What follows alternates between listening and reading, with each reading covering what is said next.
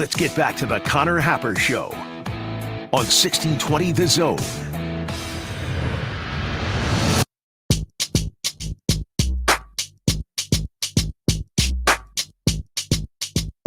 All right, so Doug asked a question. Bad Takes Doug sent us an email last night. In the Equitable Bank inbox. The Equitable Bank inbox. That's right, Josh. His question was regarding offensive pass interference calls and how many of those there were around the Big Ten over the weekend. I was mainly focused on how, because I had a big freak out yesterday about offensive pass interference. Offensive pass interference, really? In this economy? Offensive pass interference. So I thought, this is not very common. And so I used the tools at my fingertips, and it's very difficult to track this stuff for college, as Josh is finding out right now. There's no like database where this exists. Well, actually, I should amend that. There is, but we don't have access to it because it costs many thousands of dollars. I'm literally just going through the play-by-play of every game and Control F penalty. Okay. All right. We're going to get Josh's research in a second. I have a little bit for you. This comes out of the NFL. So don't have enough time to look through all the college football games. Josh is looking through all the Big Ten ones from this past weekend. We'll have the results of his research in a second. But here's a couple things I came up with. There was a story on ESPN that was done about penalties and their frequencies, and this is all in the NFL, in the 2019 season. And it said from 2014 to 2018, there were 695 offensive pass interference calls, which is an average of 139 per season. That's just over a half of an OPI a game. That was from 2014 to 2018. That's a 5-year stretch with an average of a half a OPI a game. Nebraska had 4 times that amount on Saturday, of course. Then Sports Reference actually has a good database, and they keep all the NFL penalties from every year, right? Every game, and the frequency in which they happen, and the per game average. Last year, offensive pass interference was called. Remember, 272 games in the NFL.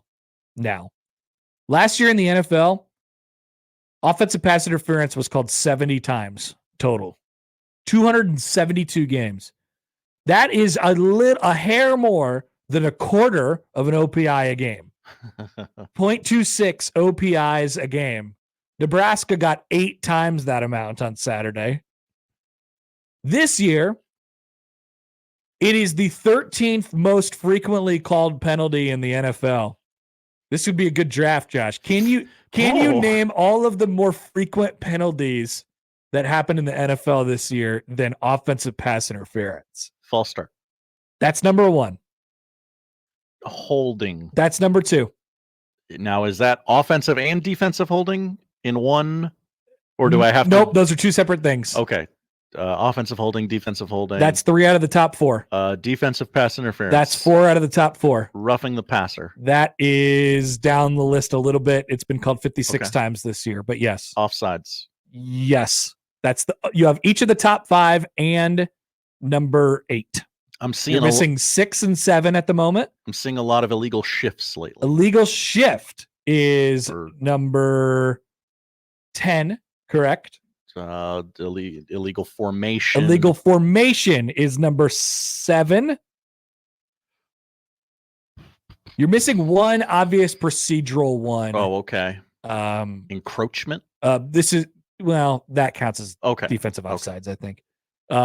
Before the snap. Seen a lot of 12 men on the field lately. That's more of a strategic thing, though. Yeah. Yeah. Delay of game. You're missing delay of game. Oh, yeah. Sorry. So false start, offensive holding, defensive pass interference, defensive holding, defensive offsides, delay of game, illegal formation, roughing the passer, and then you get into unnecessary roughness on the defense. Oh, yeah. Unsportsmanlike conduct. Illegal shift, neutral zone infraction. So I guess that would fall under the encroachment window, maybe. Ineligible downfield pass, and then offensive pass interference. There have been 5 more ineligible downfield passes called this year than offensive pass interferences in the NFL. Just behind OPI's face mask. What do you think the okay, gosh. There is a lot of penalties, by the way, just like kinds of penalties. Here are the penalties. Are you now? We're going off on a weird tangent right now. We'll get back to it in a second because now I'm down on this list and I love it. There have been 4, 5, 6, 7, 8, 9, 10 penalties that have been called just once this year. Whoa. So these are weird penalties. Sure. Illegal touch kick. Don't know what that is.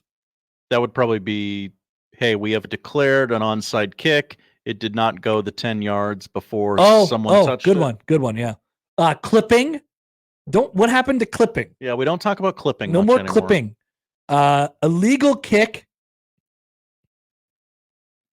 Oh, that's like kicking a loose ball on a fumble. Oh, yeah. Like kicking it out of bounds or something like that. Chop block. Illegal touch pass. Illegal touch pass and illegal touch kick have both happened. Ineligible downfield kick. Offensive low block. Leverage. Something called leverage. Leverage. I didn't know leverage was a penalty. Is that when you...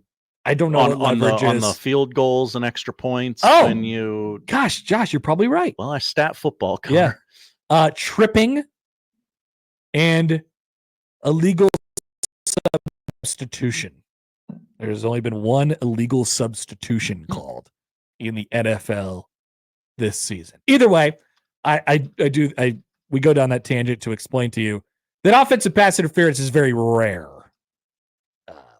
On average right now in the NFL, it is being called just under a quarter of a time per game. And basically that stat holds from last year as well. A quarter of a time per game over a full season of 272 games. It's not common.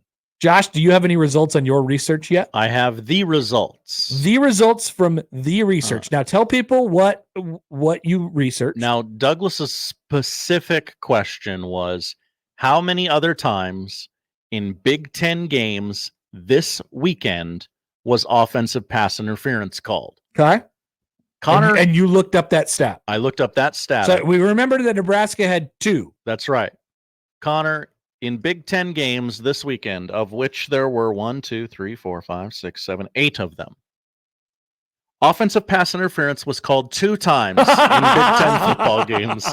That's not a joke. I looked it up. 0 other OPIs in any other game this weekend. Right. Now, on the front end, I looked it up and said, okay, I'll look this up, and you were hoping to get this result. No, I said, I'll prove to Douglas that this happens. Oh, no. Occasionally. No. OPIs don't happen. I thought for sure, like, okay, it got called 1 time. It did not. 0 times. 0 other times. And Nebraska got it twice in crucial situations. Once at the end of the game on a potential game-winning drive, and the other time at the end of a half that put them out of field goal range. I know they later got back in and they kicked the 54-yard field goal. Ha ha! Nailed it. But there's the point. Wow. So there you go. That answers your question, Douglas. Bad takes, Doug. It's a bad deal right now. It's a bad situation. Yeah, not great. That's a bad look. Now, somebody else asked us for something way more in-depth. What was it? So I've been seeing a lot of posts about the lack of holding calls against opponents when Nebraska is on the road. See, I always see these tweets from the people, and they're like, I don't know how they find these, first of all. Yeah. But like there's some absolutely absurd stat that Nebraska opponents have only been called for holding like X amount of times over the last 15 years, and then or something like that. Yesterday, I saw a stat, a whole bunch from people in our chat, and I forget the year, so I'm going to get it wrong, so forgive me. 2015, Ohio State didn't get called for holding a single time all season. Is that true? I don't know. I believe it. I believe it. Yeah, the theory is growing that like basically Nebraska is the only school that gets holding called on. Nebraska's had some bad offensive lines. Yeah. When you have bad offensive lines, you're getting beat and you're doing holdings all the time. Be better. Yeah. Yeah, there's a little bit of that goes into it. All right. The other topic of conversation yesterday at the press conference, by the way, Jeff on officiating writes in. Hi, Jeff. It's crap like that makes people think it was fixed, which I don't. That is exactly right. It is crap like that makes people think it's fixed. And it's the stuff about the holding calls and yeah. It's not, but these are hard stats to swallow. Let's be crystal clear on that. So the Big Ten is not out to get Nebraska. That's right. The fix is not in. Well, I would like to mention one more thing on this because yesterday, Sam, when Sam came on the show, he said that Dannon, and this happened, like Dannon was there, Mr. Yogurt was there at the press conference yesterday, and they thought that he was going to get up there and talk. And the topic of conversation with Mr. Yogurt would have been about officiating and, you know, all of these things. And then in my head, I thought back to the quote that Rule had after the Purdue game, which was what, Josh? Somebody's going to have to fight for Nebraska. Mm-hmm. And that was a game in which he got a personal foul, sideline warning, an unsportsmanlike conduct warning for yelling at officials. He got it again. He threw his headset down. That's right. Interesting, the double standard there. He got it again in the Indiana game.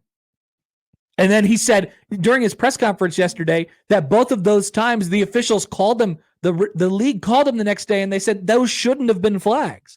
And yet somehow Ryan Day still didn't get a flag on Saturday. And did for worse stuff. Yeah, more. Okay. So Nebraska gets up, Rule does 5 minutes on refs. You know, and he's being careful. He keeps going back to, I don't want to get thanks for the statement. I appreciate the statement. But here's this. I appreciate the statement. Thanks for the statement. An acknowledgement, right? And Dannon gets up there, and we're going to hear some stuff from Dannon. And I'll say this, like, we'll see what the quotes are from Dannon. I don't know exactly what the contents of what he said, but I would imagine that there were some more things that he said that probably aren't going to get printed, you know, because Dannon's kind of that kind of guy on officiating in the league. So I think that is a show of Nebraska leadership saying, frankly, I think Nebraska is doing the right thing here. I think Nebraska needs to complain more. I think the squeaky wheel does get the grease. I think that we've seen now over and over and over again, not only in this league, but around sports, and when calls like this and officiating like this comes up, you'll see that rules get changed expeditiously. There was a rule that got patched up from the Ohio State-Oregon game in less than 48 hours after that game finished. Just changed. A rule changed, right? Everybody saw it. But people went to the league office and they were like, hey, let's just fix this. Right? Done. Fixed.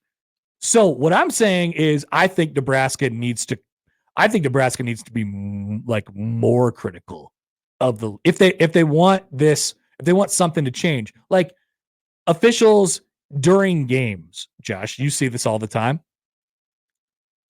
And we see it, I think, most closely probably in college basketball, because we can see the coaches and they're in very close contact with the officials all the time. It's a small area. How much does the idea of working the refs come up? Working the refs. A lot. But yeah. Some of the best coaches work the refs, right? They're walking by and they say something to them, whatever it might be. Hey, watch this. Hey, watch this. Hey, watch this. They can't not hear you. They can hear you, right? They can hear They you. can hear you. They are people. That's right. They can hear you. So Nebraska needs to be more, continue to be, I think this is the start of it. They need to continue to be more overt in their criticism of the league. Because once you start saying stuff out loud, they start watching it. Yeah, they might fine you. What they might publicly they'll send you an email and they'll say, you can't do that. But guess what? They'll start listening. This is good. At a certain point, I imagine you do the cost benefit analysis of, all right, this is worth the fine. Sure. I'm well compensated, and I'll take the fine. I think Nebraska, and everybody, frankly, needs to be just loud about this. Maybe that's our path to fixing some things. I could be completely wrong, but Matt Rule seems like a penny pincher. When it comes to his football program, not that. Yeah, not that. He might think, hey, this is worth it. What are you throwing that milk out? There's still that much left in the milk. He kind of does seem like that kind of guy. That's for sure. Like, I think Nebraska needs to continue, and everybody in the league who feels like they're wronged by a call or whatever. Minnesota in that Michigan game. Speak up. Say something about it. You see it more in the NFL where the coach is like, bleep it, I'll take the fine. Those refs were trash today. They can hear you. Mm-hmm. They can hear you, and they're watching. Here's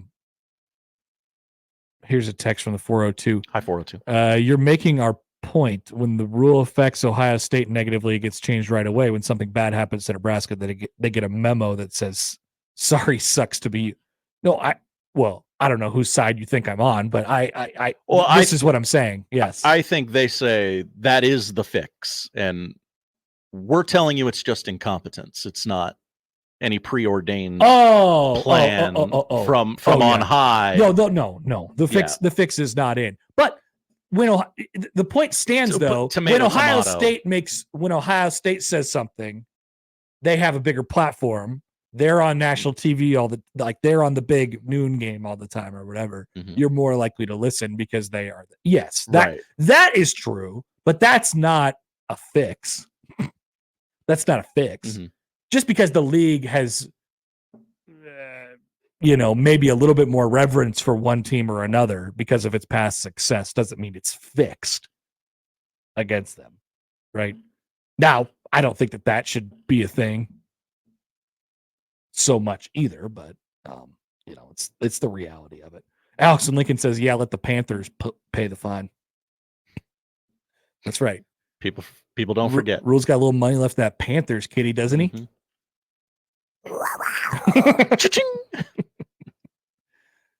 Here's bullet point Bob with always being a bit of a contrarian. Hi, BPB. Complaining about officiating in a game where Nebraska's offense pissed away any chance to win and wasted an opportunity when they get caught playing Ohio State playing C- football, uninspired football, boring. Get over it. The officials did not cost Nebraska the game. The fourth quarter OPI was a push-off. The Big Ten office overturned the targeting call, so Nebraska got a break, not fumbling and losing the game right there, Bob. Macro view. Bob's saying get over it. I agree with. Get over it, B word. Bob. Not the B word. Not the B word. I don't agree with that. You don't agree with saying the B word? I do not agree with it, Connor. Oh, okay. All right. Mr. Josh trying to not get canceled all the time. That's right. Trying to save me from being canceled all the time. It's appreciated, for the record. All right, screen game. I have a video, Josh. Are we prepared to play this video? You know what? I know I kind of just sprung this on you. I'm ready. All right. Here's Matt Rule. When asked by Steve Sipple yesterday about Nebraska's screen game and how coach feels about it at the moment. I'll be very humble when I say this. I completely understand why people are frustrated, right? Completely, At the same time, what I would say is you go block that front without throwing a couple screens and tell me, okay? I mean, they're dominant, absolutely dominant. There's some kids that feel really bad on our team because they see the heat that Sat's taking or I'm taking or whoever, and they know that they had a missed assignment. If they had blocked the man-to-man defender, the ball would have gone for about 50. So, that being said, you have some things built in, like, hey, we're running this play. If they bring zero blitz, throwing a screen. That's what kind of most people do, and they threw the screen, and we just didn't make the block or whatever. So we look at everything like we have to be better as coaches. Like, it always starts with us. There's one thing you're not allowed to do in our building. You can never say the players weren't good enough. You can never say, oh, so-and-so, he's not good enough. So, yeah, it wasn't good enough. The screen game wasn't good enough, to have 2 on the final drive. I can understand why people would be frustrated about that. We came out and threw the go ball to Jamal and got the offense. He caught it. We had the ball on the 45-yard line. We got the offensive pass interference. We came out. We threw the backside in cut versus cover 2. The targeting play. We get the ball. They came out. They played man. We went to the screen. So I wish we could go back on those things. But yeah, the screen game hasn't been terrible for us, but it was not very good for us in that game. And it's just one of those things come out of the game as coaches, and you're like, hey, we really thought going into that game we were going to need to be able to screen them because of their pass rush. Even plays like we were putting Wood in motion and running as fast as we could and blocking their DN and handing the Bonner and handing the ball off. He missed one in a crucial time, but yet they weren't quite running up the field and rushing us as much as they were because they had to play the screens. They had to so much of football to me is complementary. There's things I really regret from that game. Some of the play calls we called, some of the defenses we called, but that's ball, man. So I don't know if that answers the question, but it wasn't good enough. It hurt us in crucial situations. We got to be better. We went into it with a plan, thinking we needed to be able to do that, and in the key moments at the end of the game, it didn't work out. So I want to talk about the criticism about the screen game real quick. This has now become a thing where we have PTSD. Remember when Scott Frost would throw swing passes and they didn't work for a while, and then people saw a swing pass and they were like, why is our offense only swing passes? I do remember this, yes. You remember when Scott Frost would routinely say that they had the best week in practice? They had a good week in practice. I will never forget. And then now this coach has come up and said that they've had some pretty good weeks in practice, and now people get freaked out because they think it means a bad thing. When the coach says that they have a good week of practice, our brains are just completely fried on these subjects. This is now that. Okay. I am not mad at Nebraska in theory. And now it comes back to this, but in theory, I am not mad about Nebraska calling screens. Do screens. I feel like people are in the mode right now where if they see a screen, they start throwing stuff at their television and leave the room. I feel like we're in that mode right now. Nebraska needs to have this. It needs to be a part of what they do. I'm mad at Nebraska's inability to execute these screens. Now, you might say, Connor, well, if they can't execute them, then why are they doing them 95% of their offense? I would say, well, person, it's not that much. You're maybe over-exaggerating a little bit. And second of all, that's a fair question. They don't need to be doing them with the frequency that they're doing them with. But the point stands from rule, which is they're coming up the field. They're huge. We got to slow them down. We don't have a whole lot of options. So the screen game is our option and something we feel like we could do. Now, maybe they just have a bad read on how efficiently they could block these things, or maybe they just lost a whole bunch of one-on-ones in that game on Saturday. Banks lost a lot of them. He lost a lot of them. Trying to block screens. I've heard about this. Yes, just trying to block screens, right?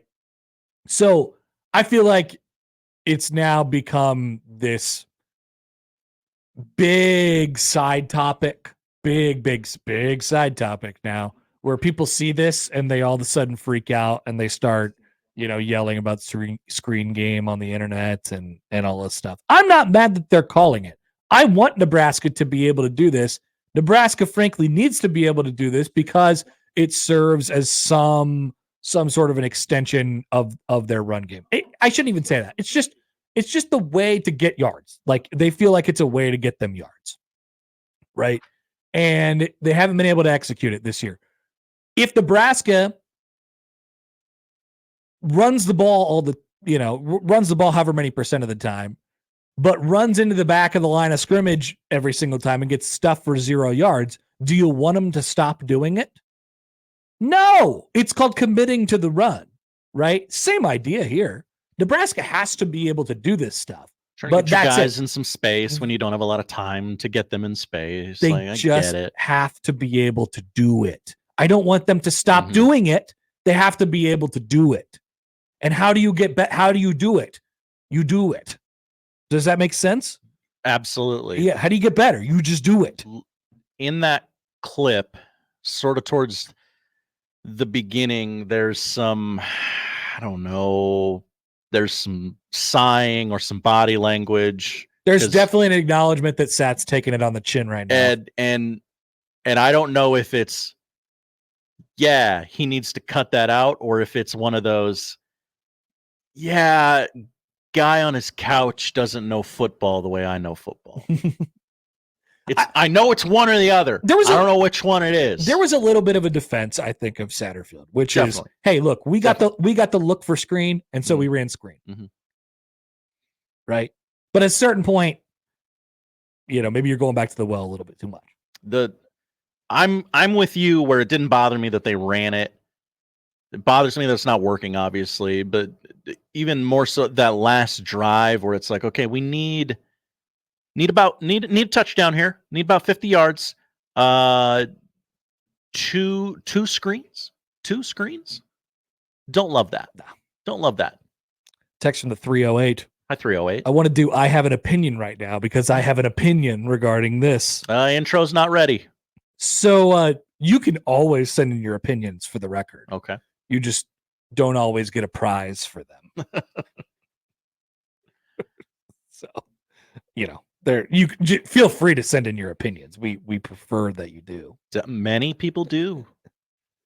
Jeff writes in. He says, I go back and forth. Yes, you do need it, but also if Banks can't block it, then stop putting him in that position. Yeah. Now, I'm sure they see it in practice and like it works in practice and they're like, okay, we're going to run this here. Are you ready? Yeah, coach, I'm ready. Not ready at all.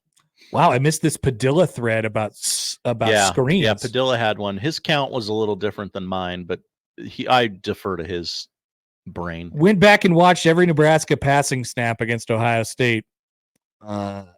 9 screen/line of scrimmage passing plays, 8 completions and a drop for a total of 4 yards. The only successful play was a 10-yard gain by Barney. Yes, that was in my screen log. Nair made the block to spring it. Bonner broke a tackle on one for a 3-yard gain. I remember that. Oh, it's in my screen log. The rest were all tackled behind the line of scrimmage.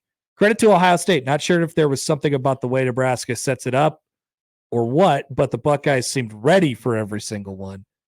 Cody Simon made some great plays, but Nebraska didn't execute nearly well enough to counter that. There's a couple more stats in here, which we can get to in a second. But you know what? You know what's funny? You just triggered something else in my head.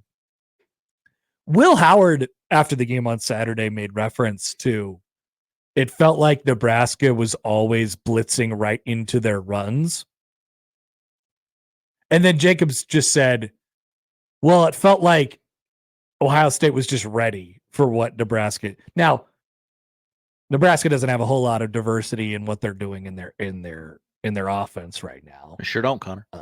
So maybe it's easy to be ready for that sort of thing if the situation dictates it. But like Will Howard almost accused Nebraska of cheating. He almost accused Nebraska of cheating. Boy, how'd they knew we were going to run that play? Yeah, he was like, I don't know. It's kind of weird, don't you think? Like, oh boy, what are we doing? What are we doing now? Yeah, but pretty much every single one of them went for negative yards or 0 yards. Beyond the screens, Raiola went 1 for 1 on check down for 6 yards, 2 for 2 on jet sweeps for 21 yards, 0 for 2 on spikes and throwaways, 10 yards. Target depth.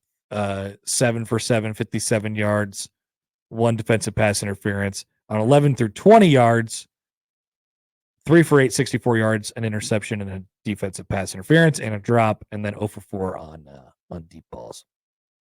So there could be a little bit more frequency, I think, is to Jacob's point on some of the stuff that is not in the extremely short line of scrimmage passing. A little bit. Just introduce some more concepts. But there's a line there, right? So here's that guy's opinion, by the way, from the 308. Hello again, 308. I have an opinion. Coach Rule seems to secretly listen to Husker Talk Radio to get a better pulse on the fan base so he could speak to us like he does his players with the press. Hey, that I don't think he sits around and listens to Sports Talk Radio, but he knows what the narratives are. 100% he knows what the narratives are. I believe there is a conversation that goes on in that building once or twice a week. Hey, what are they saying about me?